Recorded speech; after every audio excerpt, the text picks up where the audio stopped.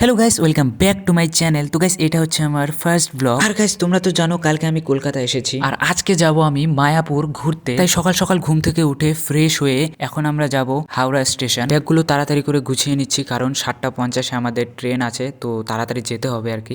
5 minutes later. তো finally guys এখন ready হয়ে গেছি, তো চলো এখন যাওয়া যাক। আর গাইস মানে তোমরা একবার সকালের ওয়েদারটা দেখো, মানে অনেক সুন্দর লাগছে। তো গাইস এমনিতেই আমাদের লেট হয়ে গেছে, তার উপর আমরা কোনো গাড়ি পাচ্ছিলাম না হাওড়া যাওয়ার জন্য। তো একটু পর একটা ক্যাব বুক করলাম, তো এখন আমরা যাচ্ছি হাওড়া স্টেশনের দিকে। তো চলো যাওয়া যাক।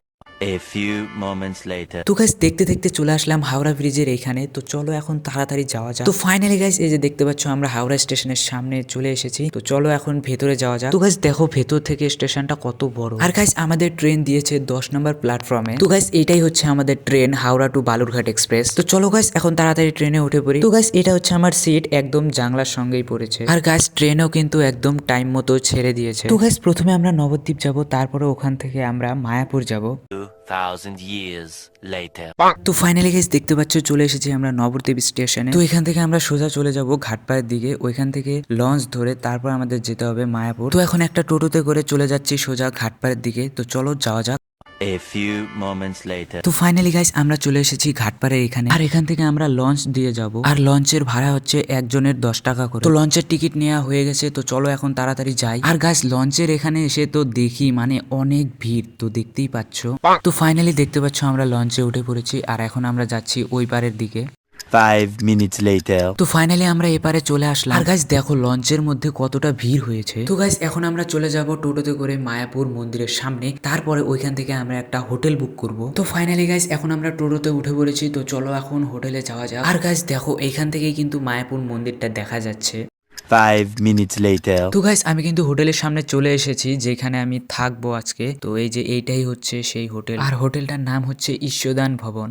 5 minutes later. আর গাইস হোটেলের রুমগুলো কিন্তু আমার অনেক ভালো লেগেছে, কারণ গাইস তোমরা এখানে দেখতেই পাচ্ছ একটা করে রুমে 4টে করে বেড দেয়া আছে। তো গাইস অনেক দূর থেকে আসলাম, এখন একটু ফ্রেশ হয়ে তারপরে আমরা মন্দির দর্শন করতে বেরোবো। তো চলো দেখা হচ্ছে একটু পর। A few moments later. চলো গাইস এখন আমার চান করা কমপ্লিট, এখন আমরা রেডি হয়ে সোজা চলে যাব মন্দির দর্শন করতে। তো চলো। 5 minutes later. তো গাইস দেখতে পাচ্ছ রেডি হয়ে গেছি, তো চলো এখন যাওয়া যাক। আর গাইস এখন আমরা যাচ্ছি প্রথমে প্রসাদ খেতে, কারণ এখন বিকেল 3টে বাজে আর আমরা এখনো কিছু খাওয়া দাওয়া করিনি। তো চলো প্রথমে প্রসাদ খেয়ে নিই। আর গাইস তোমরা যদি প্রসাদ খেতে চাও তাহলে তোমাদেরকে প্রথমে এরকম কুপন নিতে হবে। তো গাইস এইখানেই প্রসাদ বিতরণ করা হয়। চলো গাইস এখন প্রসাদ খাওয়ার জন্য বসে পড়ি। তো গাইস এই যে দেখতে পাচ্ছ আমাদেরকে এখন প্রসাদ দিয়ে দেওয়া হয়েছে। তো গাইস প্রসাদটা কিন্তু অনেক ভালো হয়েছে। তো গাইস এখন আমাদের খাওয়া দাওয়া কমপ্লিট, তো চলো এখন মন্দিরগুলো ভালো করে ঘুরে দেখবো।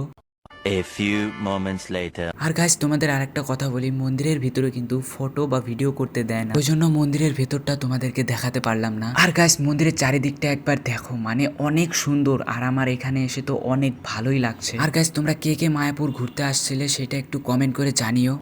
A few moments later. তো গাইস আজকের মতো আমাদের মন্দির দর্শন করা কমপ্লিট। আর গাইস কালকে আরো অন্যান্য মন্দিরগুলো দর্শন করব, সেগুলো আসবে নেক্সট ব্লগে। আর গাইস এখন আমি যাব রুমে, কারণ অনেক ক্লান্ত হয়ে গেছি। আর গাইস রুমে যাওয়ার সময় এই দোকান থেকে একটা শার্ট পছন্দ হয়ে গেল, তো এই শার্টটা কিনে নিলাম। কেমন হয়েছে সেটা একটু কমেন্ট করে জানিও। তো গাইস এখন আমি যাচ্ছি রুমে, তো চলো আজকের মতো ব্লগটা এখানেই শেষ করে দিচ্ছি। দেখা হচ্ছে নেক্সট ব্লগে, ততক্ষণের জন্য বাই বাই, টাটা।